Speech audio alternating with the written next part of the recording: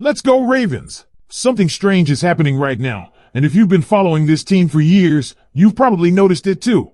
A player arrives, and suddenly his name starts appearing everywhere. Fans can't stop talking about him. Social media keeps pushing him into conversations. Expectations are rising by the day. And now some people are starting to ask a question that honestly sounds almost unreal. Are we witnessing the beginning of something Ravens fans have never experienced before? Because what is happening around Jacoby Lane doesn't feel normal anymore. And when excitement reaches this level before a player even steps onto the field, you have to stop and ask yourself, what are people seeing that has everybody paying attention? Stay with me until the end because this discussion becomes even more interesting. But before we continue, smash that like button if you truly believe the Ravens are building something special. Let's aim for a huge number of likes on this video because the energy from the flock has been absolutely crazy lately. And down in the comments, I want every optimistic fan to write, Ravens 2026, our best days are coming. Now let's get into everything that's happening. The conversation around Jacoby Lane has reached a point where people are starting to ask questions that honestly would have sounded impossible not long ago. Fans are talking about him everywhere. His name keeps appearing across social media, NFL content, interviews, and discussions. People are seeing him show up repeatedly and the reaction has become almost disbelief because usually this kind of attention feels reserved for someone selected with massive expectations attached to their name. But according to the discussion in the material we received, that is not the situation here at all. What is making fans stop and look twice is that many people feel this is new territory. There is repeated emphasis that this level of attention surrounding a Ravens wide receiver, especially one selected in the third round, simply has not felt normal. The feeling being described is that this kind of widespread excitement has never really looked like this before. And then the expectations start showing up. Some fans are already imagining huge things. One perspective mentioned in the material argued that Lane brings a very specific purpose. The belief is that he knows exactly what his role could become and that his style naturally fits a deep threat type presence. Some even started discussing ideas about his potential floor and ceiling, creating comparisons that generated even more conversation. But there was also caution inside the discussion. Because excitement is one thing. Expectations are another. There was pushback against immediately placing massive comparisons on him because those are difficult standards for anyone to reach. The discussion emphasized that while high expectations are exciting, nothing has been decided yet because nobody truly knows how everything will develop moving forward. What becomes really interesting is when the conversation shifts toward the current competition and opportunities. According to the material, one of the biggest points raised is that there may be uncertainty around several wide receiver roles, while one position was described as clearly established around Zay Flowers. Beyond that, there were repeated discussions about opportunities potentially existing for others depending on how things unfold. And that opens another major question.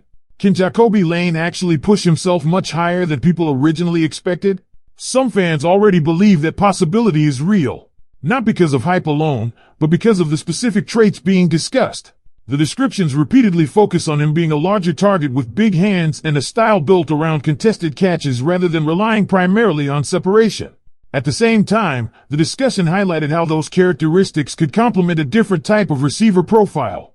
Then there's another layer to this whole story that might be driving excitement even more. His energy, his personality.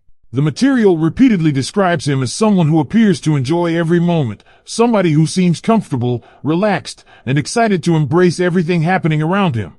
Fans were reacting not only to potential on the field, but also to the feeling and presence he could bring. And when fan conversations start moving beyond highlights and statistics into talking about someone's overall presence, that's usually when excitement starts becoming something bigger. But now the conversation gets even more interesting because another debate begins emerging. Are people putting too much attention on one player while overlooking another? Are expectations becoming unbalanced? Are fans seeing something others aren't? Because once those questions start appearing, things can get very interesting very fast. Because that question naturally leads into something bigger, and this is where the discussion became even more interesting. The focus wasn't simply whether Jacoby Lane deserves excitement. The real discussion shifted toward whether people are accidentally creating two completely different standards between Lane and Elijah Sarrett. One of the points brought up was that some analysts and fans seem extremely enthusiastic about Sarrett while possibly not giving enough credit to Lane. But the response inside the material wasn't that one player is better and the other isn't. Instead, the argument became much more detailed than that. It turned into a conversation about styles, roles, and how different strengths could fit into the offense. And this is where things started getting really fascinating. Because the discussion emphasized that the biggest thing eventually won't be social media clips, draft reactions, comparisons, or excitement. What matters is performance. What happens during practice? What happens throughout the offseason? What role coaches see developing? What responsibilities players can handle? That is where everything changes. Because right now, everybody can project. Everybody can imagine. Everybody can create scenarios. But eventually those conversations turn into competition. And when competition begins, only one thing speaks louder than excitement. Production. Now another interesting point appeared during the discussion regarding player styles. There was a breakdown suggesting that while both players bring contested catch abilities, there are differences in their overall games.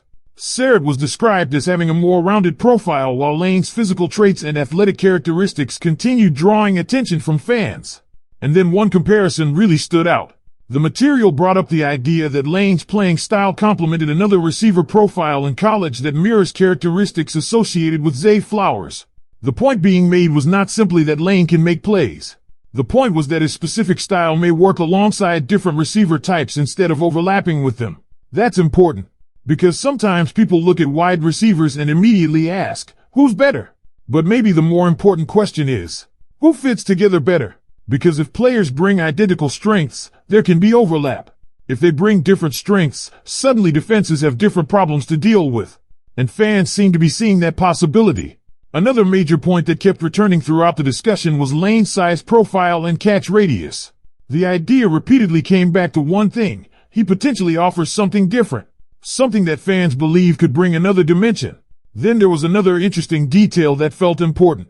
The discussion never acted like any of this was guaranteed. Actually, it repeatedly emphasized uncertainty.